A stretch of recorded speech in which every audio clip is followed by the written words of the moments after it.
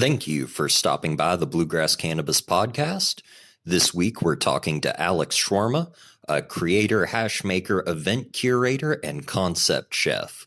Currently working as the head chef over at Ganchier, he is the founder of What the Damn Health, a lifestyle brand focused on health, cannabis, food, and education. You can find him on Instagram at What the Damn Health. And picking on our porch this week, we are beyond excited to have the Laurel Hells Ramblers playing Let the Circle Be Unbroken and a song off their new album, County Traditions. You can pick it up now, link in the description, and their song, Mountain Honey.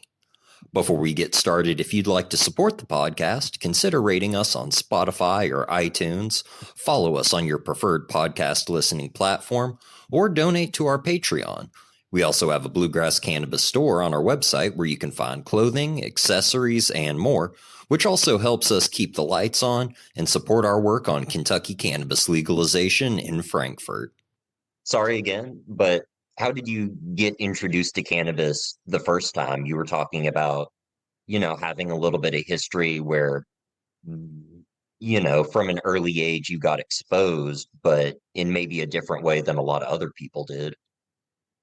Yeah, so my early exposure to cannabis happened, well, like many people through my peers, but unlike many people, it was sort of a lot of years of indirect exposure and education before actually experiencing it or having direct exposure. So, it was something that I was aware of and was part of my life, conceptually from an early age. I was medicated from an early age. And so the idea of drugs and substances that altered your mind became pretty relevant pretty early on. And I went to school starting in middle school for, folks that maybe weren't always super accepted in the public school setting. So it lent itself to peers that would talk about more alternative things, and cannabis was certainly one of them. I remember, I think I was 11 and I wrote a comic about a stoner Bob the Builder. So it was something that was in my brain way before I really had direct exposure to it. And probably when I would have about gotten direct exposure to it, I wanted going away to wilderness programs and boarding schools, where I got a very detailed education into all sorts of different drug use. So I didn't actually go in using drugs recreationally, but I certainly came out with the interest and know-how in using drugs recreationally. And I remember going through those programs, and a big part of it was war storying. It was something you weren't allowed to do or weren't supposed to do, and it was one of people's favorite things to do, was talk about the drugs they did or the things that got them sent there, or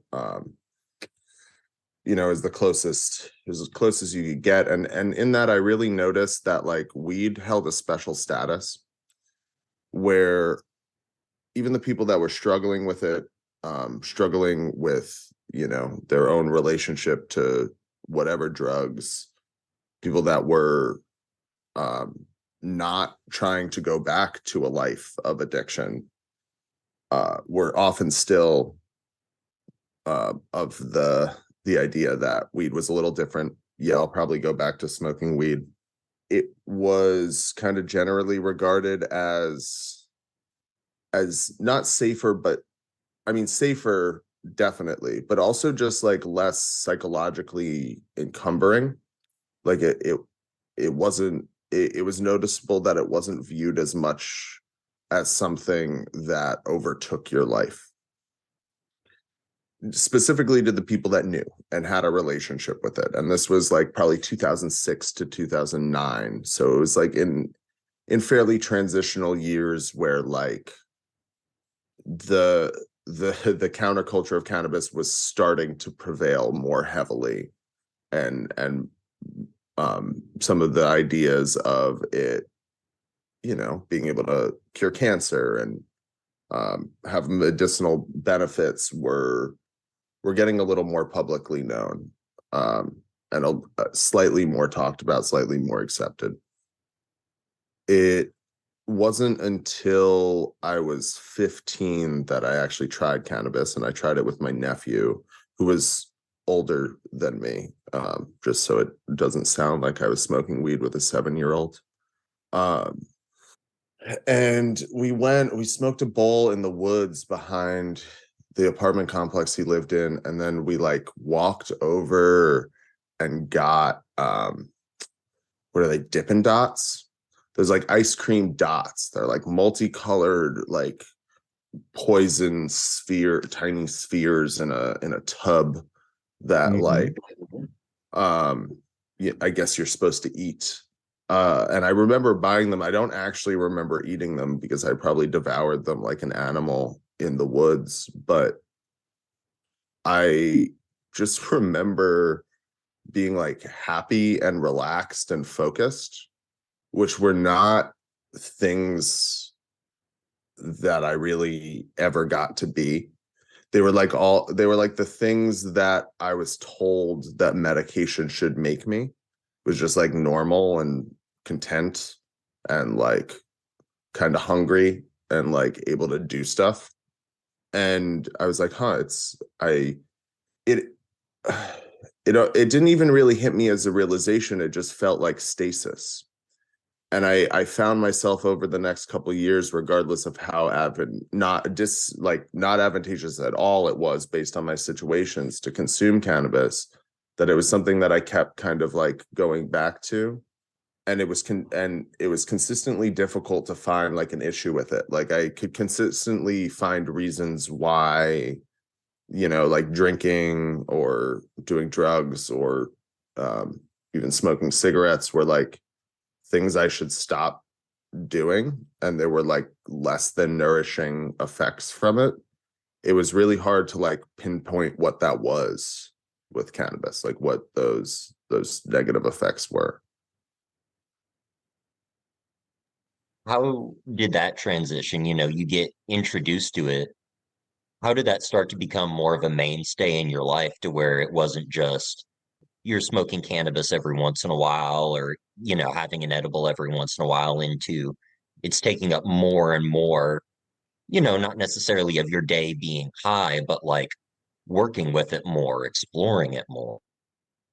Yeah, so I mean the answer to that is access. And for me, access came in college. So high school, I was in a bunch of different living situations, and although I could access cannabis semi-regularly, and got to have some decent experiences with like different forms of cannabis early on, that I'm really thankful for, and got to experience sour diesel in New York in that time period, and got to like buy weed in Costa Rica that was like actually good. If you're ever in Costa Rica and you're looking for weed, ask for the crepe. That's the word for dank. So Creepy. if you get offered weed, just go crepe, and they'll be like, nah, or yeah, you know. So that's how you get the Probably, yeah, Nazi. regardless of what they have. Maybe, yeah, but you can push it. Everyone understand, because some places you just can't find it. So it's like they'll be like, nah, but like good luck. um but yeah, that's little tip to anyone shoulder tapping in Costa Rica. But college really was what gave me access. I went to a college that was well known for cannabis prevalence, despite it not being a place where it was like legal. That particular little hippie commune on a hill was had a lot of weed on that hill for sure. And I remember like a couple weeks into college, a friend of mine that I had made that I was getting weed from, he kind of like, I was grabbing some bud, and he was kind of like, dude, like you gotta figure something out. Like you're you're the only one here that hits me up every morning before 9 a.m. And like I'm totally cool with it, but like you use this in a different way than other people use this. Like you're buying a quarter every morning or every other morning rather than like a dub sack on Saturday night, you know. I'm a pretty go with the flow person where like life has kind of thrown me enough curveballs where I'm more observational about myself than I am like really pushing it, and certainly was then. And so it wasn't like I had this immediate reckoning with it. At that time, I just sort of I first kind of transitioned off of using harder drugs, and just started using cannabis.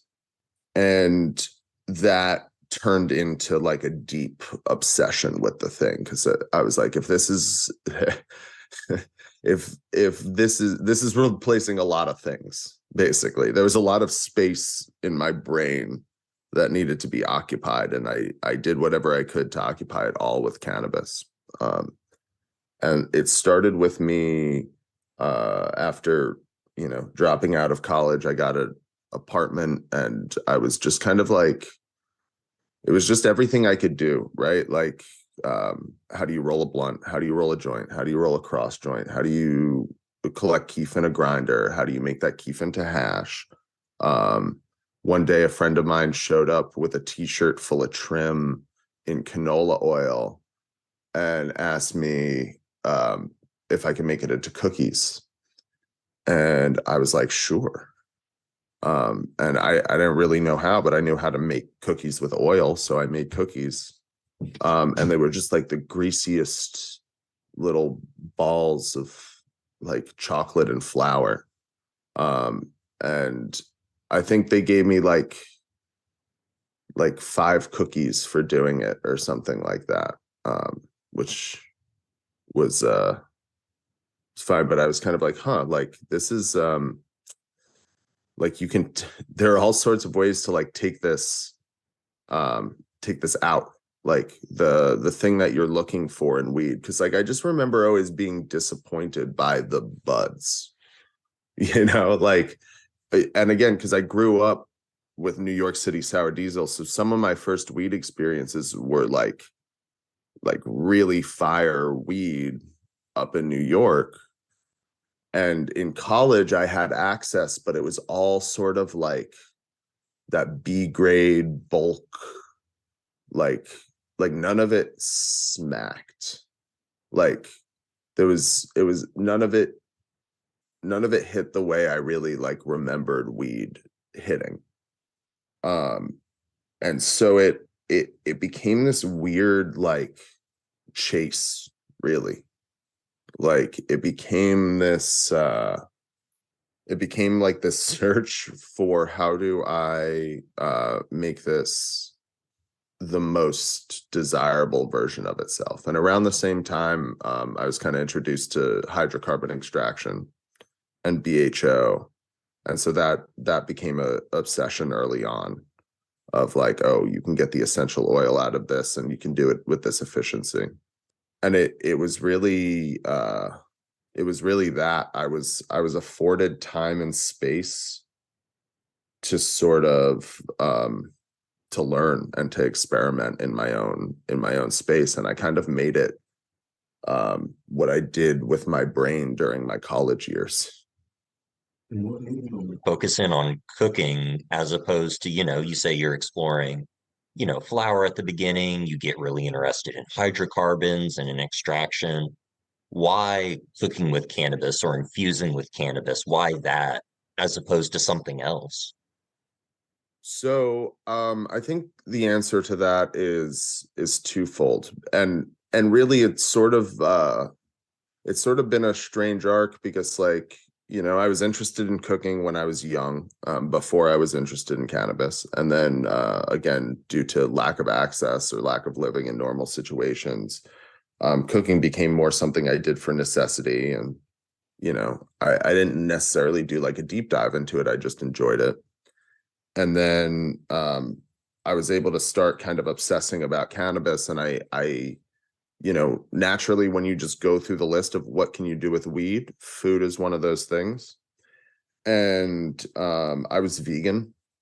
And so like, there was a lot of recipes out there for canna butter, and I wanted to make like canna oil. And once I realized I could just like put it into all these different oils and make these different things, it was like just another cool way to experiment with it or extract from it.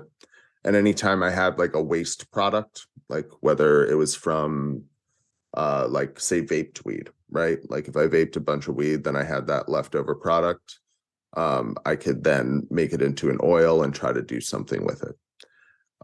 Hydrocarbon extracts allowed me to like visually see decarboxylation. So where it's sort of this like, you're kind of like throwing paint at a wall and like hoping it covers the right area when you're like decarbing weed. When you're decarbing an oil, if you give yourself a window into that decarb, you can really like visually watch the phases of it happen. And that allowed me to like start gaining an understanding of it without testing. And at first, cannabis, it was really separate things. Like I cooked to eat and to survive sometimes, but really at the time I didn't have a strong relationship to food as like a consumer. Like I didn't personally eat a lot. I would eat like a smoothie and 3 packs of cigarettes a day was basically my diet at the time. So like when I was cooking, it was really for cannabis. And I was sort of just naturally interested in some of the other things you could do with it. But I just didn't like cook or eat that much. At a certain point, I ran into some health issues, and I started looking at food as a modality for healing and as a way to nourish myself and to really avoid doctors, because I found myself in my early 20s having to deal with the medical system again, which is not something I really ever wanted to do, having like watched my dad go through that, a lot of my family go through it, and having had my own like relationship to it. It wasn't something I ever wanted to be, on like the victim side of.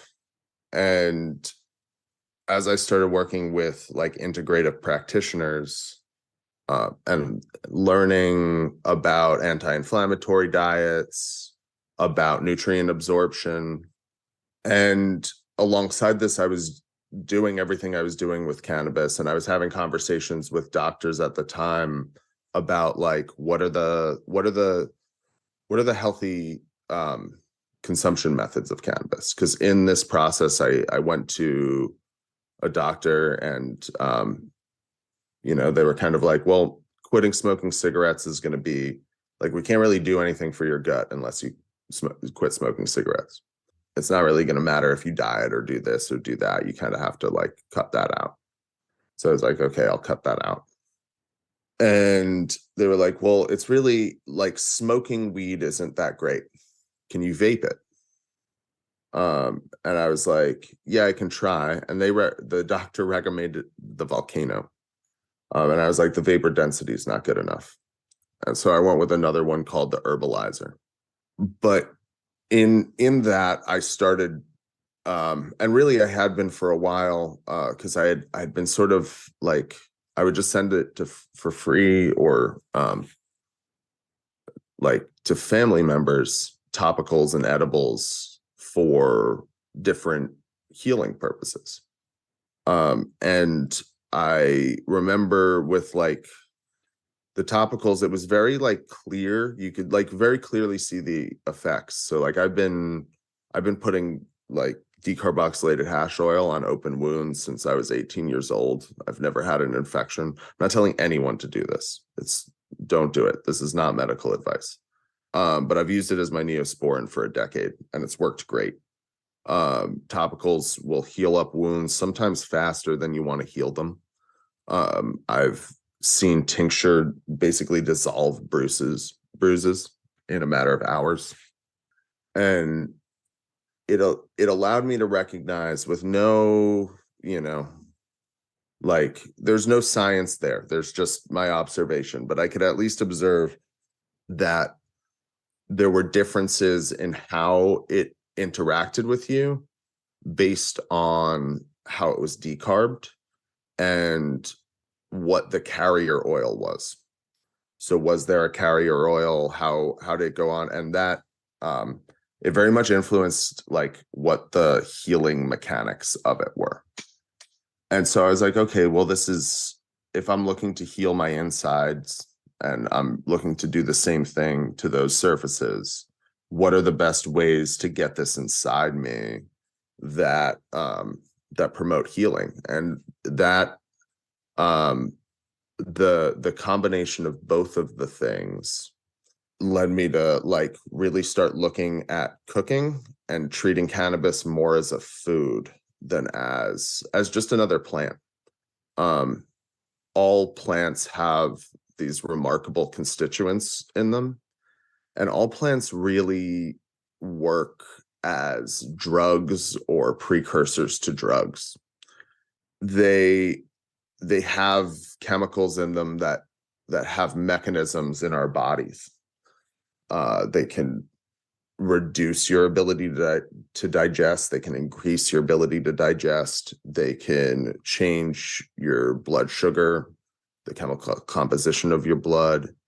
They can change how your brain functions. And the difference really is how far along have we isolated that compound rather than it being a whole plant form, and then have we learned to synthesize it. And it doesn't like really fully become a drug till we learn to synthesize it, but it's like sort of a drug once we really learn how to isolate that compound. And cannabis is really unique because we've just really bred it for that compound. It has a natural ability to skew itself towards certain compounds through like semi-natural selection. But other than that, it's just another plant, and there are ways to utilize it for your health, and there are ways to utilize it that will be a stressor on you. And for me, kind of like destigmatizing it within my own relationship to it like that, like desegregating it from my other consumption, and going like, oh, this is actually more like a nourishment source for me. Like I understand that it has psychoactive elements, but like, honestly, like for me, so does dairy and so does wheat. So, like if I eat bread, there will be significant implications on my anxiety, on my psychology, and on like my overall like energy. Just like with cannabis. The difference is wheat was fed to me from the time I was a child. Same with sugar. Those things were fed to me from the time I was a child. So I'm not aware of my tolerance of them. I didn't start eating them at 16 years old, 15 years old. And the first thing I noticed was, whoa, this makes me feel a lot different than I did before.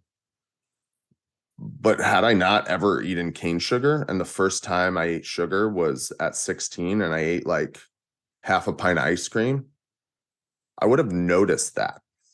Like the implications on my body would be noticeable. And like, as someone that has cut off large food groups, when you add them back in, you notice kind of the same way you would with cannabis, and your tolerance kind of like builds and drops to those things in a similar way.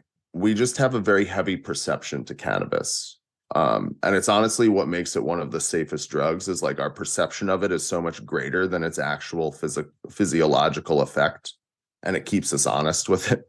But it really, it was really that it was like that very simple realization that like we decided it was different. Like we told ourselves a story that it was a different thing, that for some reason, like weed is more harmful than wheat or corn, or soy. And I'm purposely picking crops that we've like skewed towards being extremely harmful in many cases. I think, like you said, sugar, especially white refined sugar. Yeah, totally. Yeah, it is. We live off of drugs. Like we are a society of drug consumers, and we have created all these different like stories and artificial constructs around them to make certain ones accepted and acceptable and others stigmatized. And weed is just like the great fucking martyr of that story, man.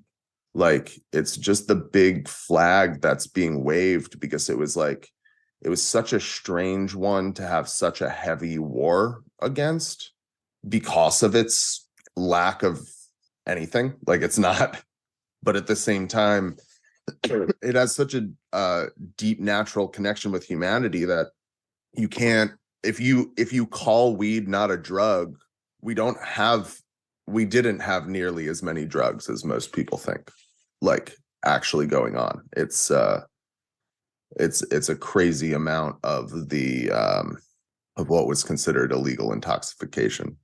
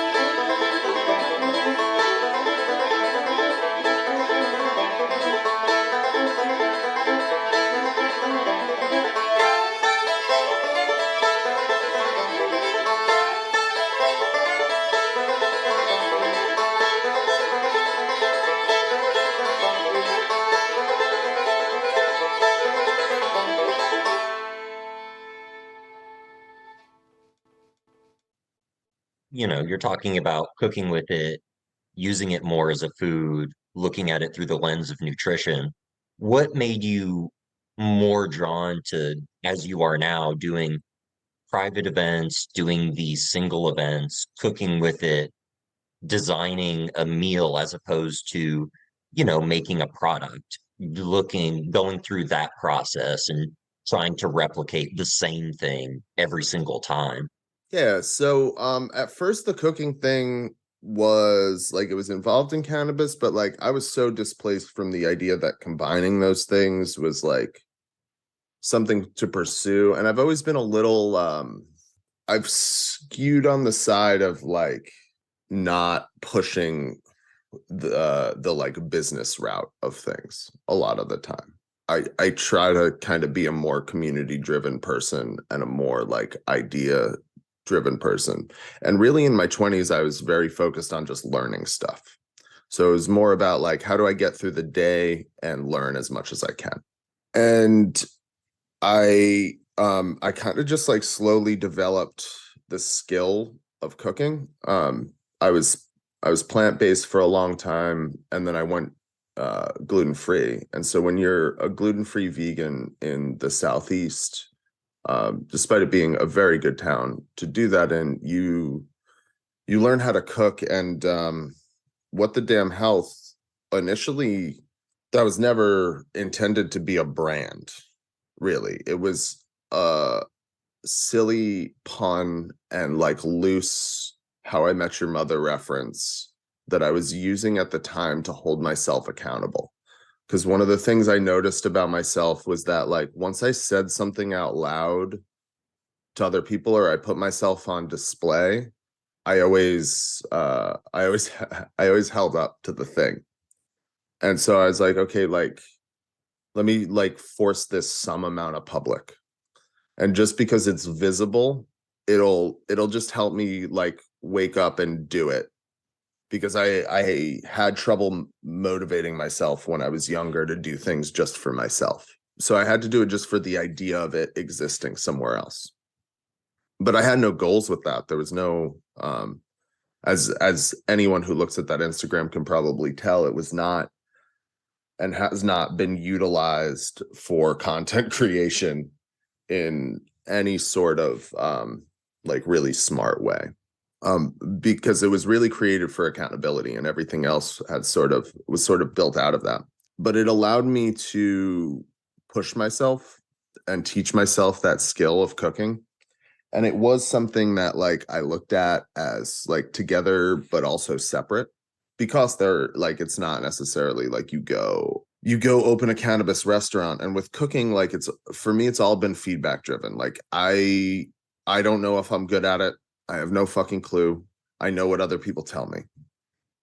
I like the food I make sometimes, not even all the time, to be honest with you.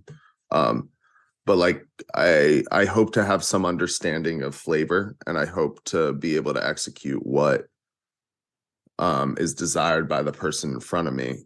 And from the feedback I get, I'm able to accomplish that on some level. And that just slowly but surely became true. And I was fortunate to have people in my life that were like honest about it. And some of the closest people in my life were honest about it. So I was able to get like real feedback about it. It just sort of became a skill that I developed. And right before COVID, I was looking like it got to the point where it was very clear that that was a skill of mine that I could actually take somewhere and do something with. And the route for that was opening a restaurant. Like the people in my life were asking me questions like, I was doing some catering, and the people in my life were asking me when I was going to open a restaurant, basically, and got like very preliminarily into the process of looking for locations, coming up with concepts. I got very quickly to it became very clear very quickly that like choosing a concept was going to be hard, because I could just, creating them was very easy. Like I could just bust out a bunch of different menus, different concepts, different things very, very quickly, and relatively be able to execute it. Because that part wasn't hard for my brain. But I just had a feeling that it wasn't, I don't know, that it wasn't the right time, or like really I probably just had like doubt about my own sense of consistency.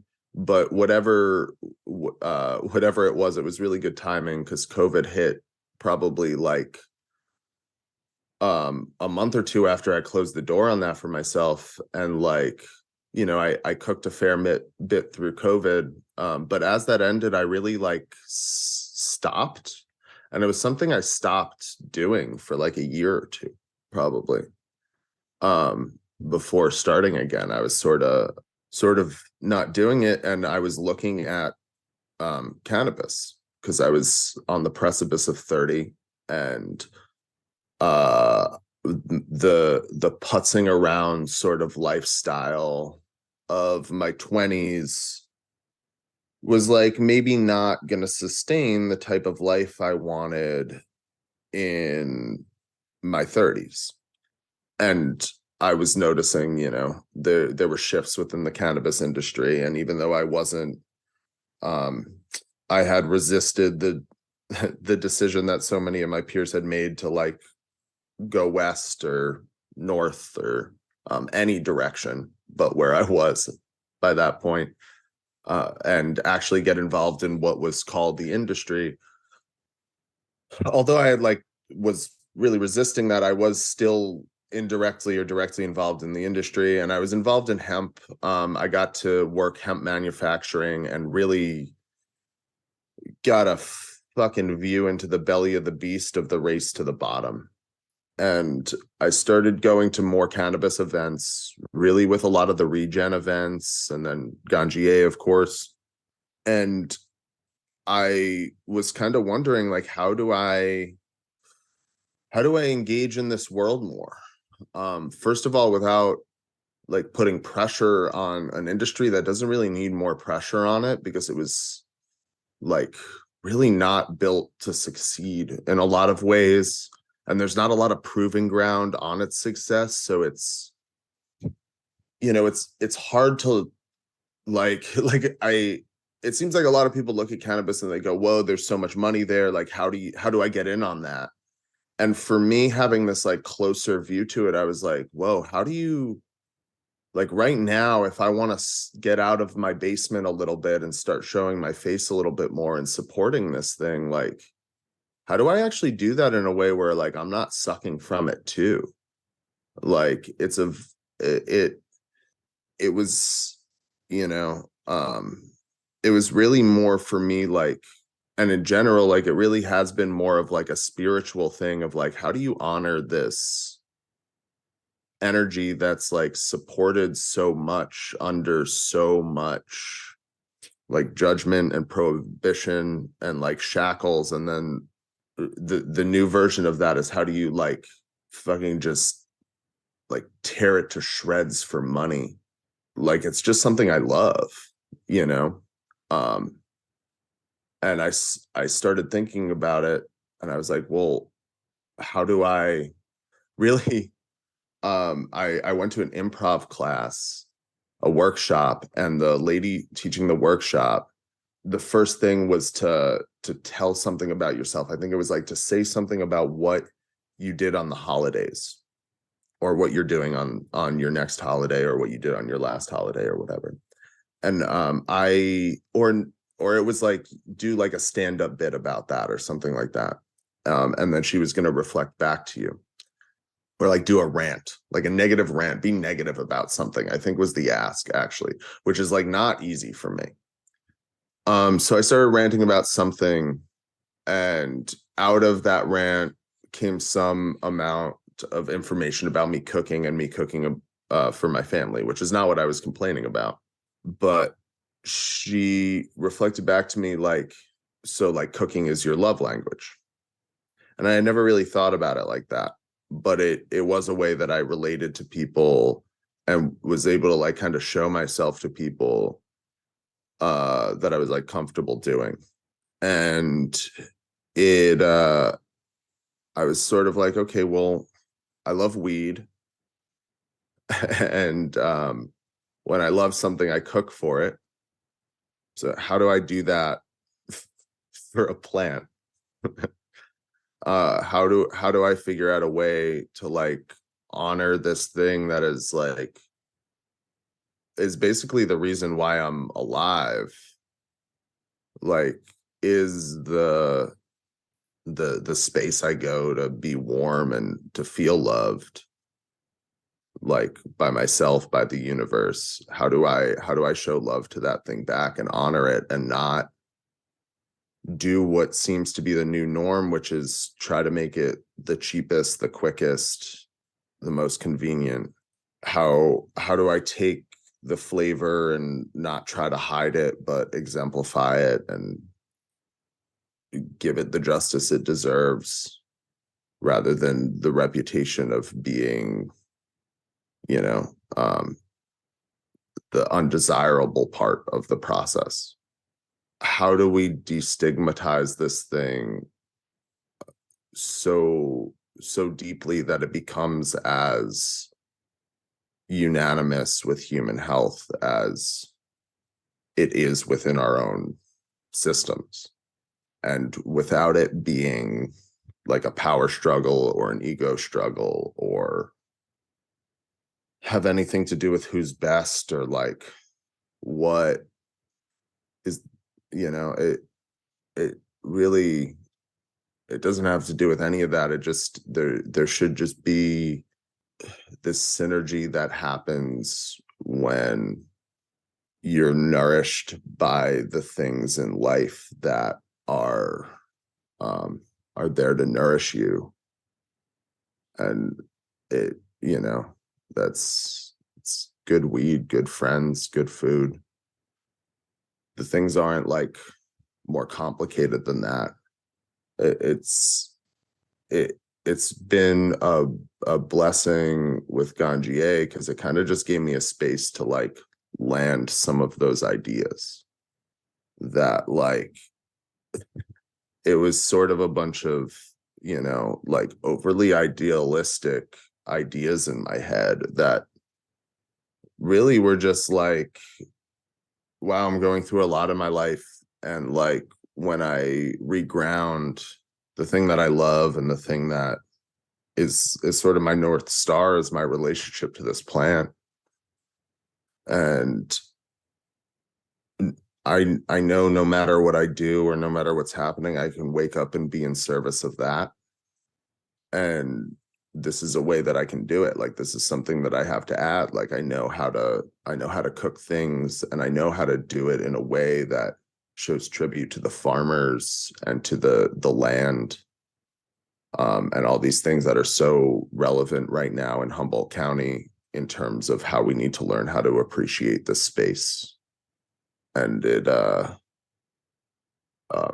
aside from that, like, relatively simple intention, the rest has all been very serendipitous. It has not really been me going like, I'm gonna make a career out of this. It's been more like, I think I can add something to this in this way, and I think if I do, I'm gonna have to figure out the other parts to legitimize it, because it's hard to just be, idealistic with a smile on your face and like no motives. Like, no one trusts that. So there has to be a goal, or there has to be a path, but I'm not always good at locating it. For me, it is just it was an observation of what I love and how I know how to love.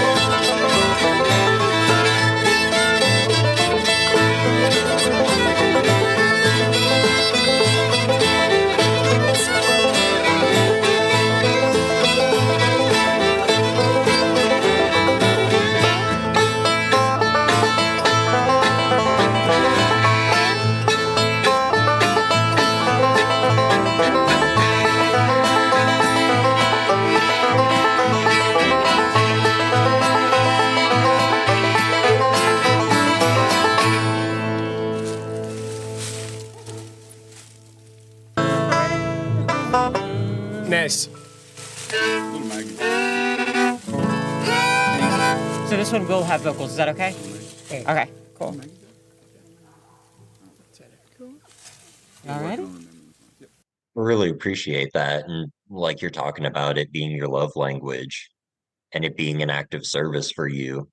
Do you think that's part of what feeds your creativity and makes you want to, explore new menus and do these different events for your community and for your friends? Like, do you feel like that's part of that wellspring of what makes you want to cook and innovate and do new things?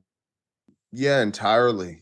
I don't like I have a really hard time calling myself a chef because the what goes into being a chef, that level of repetition at this point with certain things I've gotten there. Because I've just done enough chopping and enough plating and enough certain things, but that it is something that is very much a flow state relationship to me, where there is more recently with the larger events, there has to be planning involved. There just has to be. And there has to be up here in Humboldt because you're traveling a lot to get your ingredients. Nothing is close by. Nothing is sourced from close by.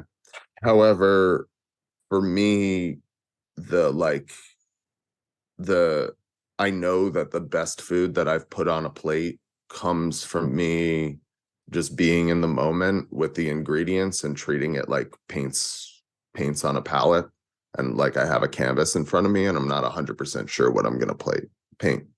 And I had a really hard time at first, Elijah, honestly, when I first started cooking for the Ganjier Council and things like that, the hardest part was labeling everything. And especially as I started explaining what I just made, the hardest part was saying this is what I just made, because in some cases I had decided 5 minutes earlier how I was finishing it up. I didn't know ahead of time. I didn't have names for it ahead of time. It just has to do with what I'm looking at in front of me and the how do I treat this thing versus that thing. And now after a year and a half of doing it and having to cook for more people at a time, there's more strategy to that.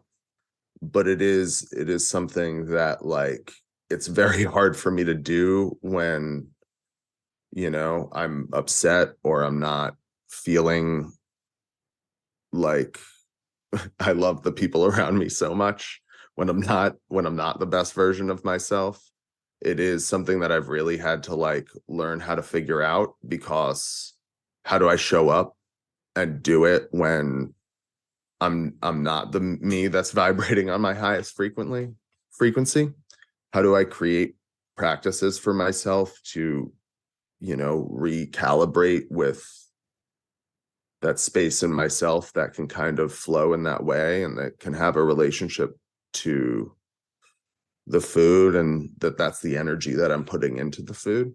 But yeah, nothing fucks up worse than when I'm in a bad mood, Elijah. I'll go to cook things when I'm not in a good space and I'm like, I don't even know how to do this. I don't even know if I have this skill. And so learning it as a skill in that way has been experimental. Yeah, well, kind of like you're saying, it being your love language and showing love to other people, not to be have some fucking self-confidence, but I've never had a bad meal that you've cooked. You're an incredible cook, so definitely Well, never worry about that. that's because I always love you, Elijah. Well, love yourself just as much, man. But I think that that's interesting for you to say that, not you're having a moment of crisis exactly, but that flow state gets blocked. How do you re-find yourself, I say, or get back into that flow state from where you have the skill set, you definitely have the creativity. There's an enormous group of people who love your stuff. It sounds like you're more worried about something that hasn't happened, even though you always deliver. Does that make any sense? Yeah, Yeah, and I would say that um I'm not even really necessarily like worried about it. It's more uh it's more that I can notice the felt sense. And by the same on the same note, the way that I tend to like recalibrate with it is just to remember, because it's a feeling I've felt so many times, that ability to be tapped in. And also doing different forms of performance has helped me with this, understanding like the energy of connection, that when you're connected to a thing and you create an invisible thread between a part of yourself and that thing, you're able to build a relationship to it in that moment and settle into a truth. And when you settle into that truth, you can live honestly within that truth. And when you can remember what that feels like, and you can take a breath and take a second and use all of those physiological techniques that you learn in every form of fake therapy that exists, in conjunction with that kind of understanding of yourself, you can kind of come back to that place. And I think usually I am kind of able to recollect myself and come to that place. I guess what I mean more is like, there are definitely days where I wake up on the wrong side of the bed because I'm a human being. And on those days, there are maybe moments of crisis. It usually doesn't like extend into like deep doubt. And that's honestly very, again, like, I'm so grateful for the community because they have been so vocal about having positive things to say all the time. I've pretty much not gotten any negative feedback up until this point, which is amazing. And I don't take that for granted at all. So it's not, I don't necessarily know that it's something I'm like hard on myself about in that way, but it's something that like I notice I have to manage my energy surrounding. And credit to you, it's because you're absolutely gifted in this. Do you think that kind of going after this feeling and going after this sort of place of energy, do you think it's the feeling that you're trying to replicate, or this feeling that you're trying to find in that community or in the group of people when they eat your food, and the food and the cannabis just happens to be the medium, if that makes any sense? Yeah, totally. I mean, I think it's means of connection and connecting with people. Yeah, I think for me, as like someone that like didn't like have a great time growing up, like assimilating into normal society, or like I can be tentative getting close to people. And I'm very tentative sharing about myself, which you maybe did not notice if you're listening to this podcast. But connecting in those ways is not always normal for me. And so like food and weed have provided me ways to kind of like show how much I care, when like saying the words I care feel impossible. And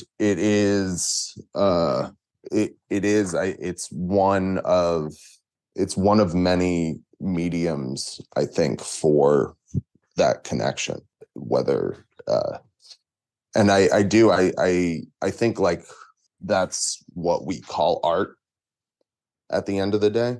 And I see other people that do it too, that it's like, cooking's a weird one, and all of these things are, because like you can really break down the chemistry of like paints, like you can really talk about like what makes a paint, what are the qualities of this paint, like can you make different acrylic paints, different oil paints, what's actually the chemical makeup of that. But at the end of the day, like most artists they're not making decisions based off of the chemistry of the paint. They're making decisions based off of how they feel about the thing in the moment. And I learned that like doing art with people, that like there doesn't always have to be a reason. Not everything can be purposeful without it being like this does this. it's sort of, cooking for me is sort of a reflective process in that way, that I try to make every single thing purposeful because it has health implications. And then at the same time, I try to make the execution whimsical, or not try to. It's more just how it feels that should be displayed or put forward. Some of it is just because I arbitrarily decide to.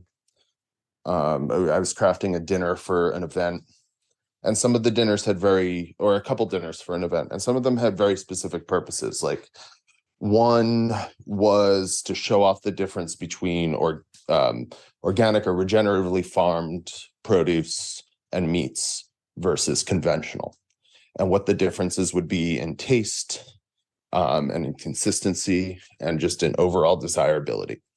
And so that was a very like thought out one. On the flip side, I did another night that was literally just an ode to sweet potatoes. I was creating the menu. All of it was very thought out. And I just was stoked about sweet potatoes that day. And so it wound up being 3 courses on different kinds of sweet potatoes for absolutely no reason other than I decided sweet potatoes. And I didn't really know what I was making out of them till I did, other than the ube ice cream. And it's something in that relationship to preparation and play that allows us to go on journeys together, where when you're being playful, when you're creating art, when you're going into an unknown place, not knowing what you're going to do, and you figure something out and you do that together, and then you all come back unscathed, there's a relationship to that allows for camaraderie.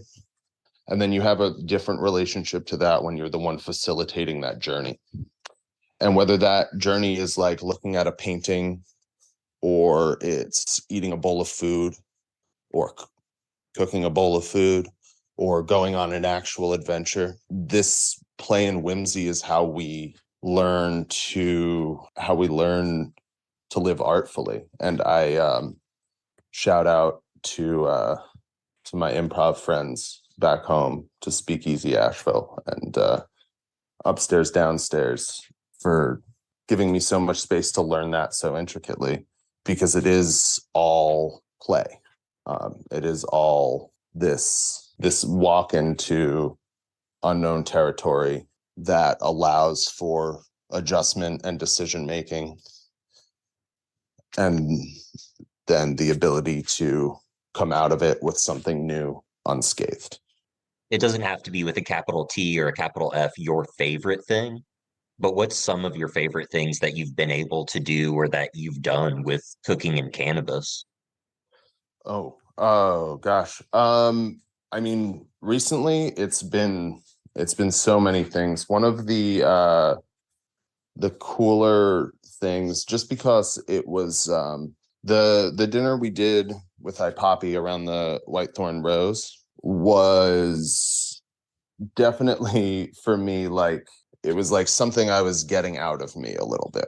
Like, it was the idea that it could be done that way was in my head, and I had the opportunity to do it, and there wasn't a lot that was going to stop me. And so that was, in a lot of ways, like one of my favorite things I've done, just because it was one of the first times I got to debut that in that way, and so I had a lot of energy for it at the time. It also And do you want to explain kind of what that event was for people who might not have seen it on your Instagram, or like might not be familiar with Whitethorn Road?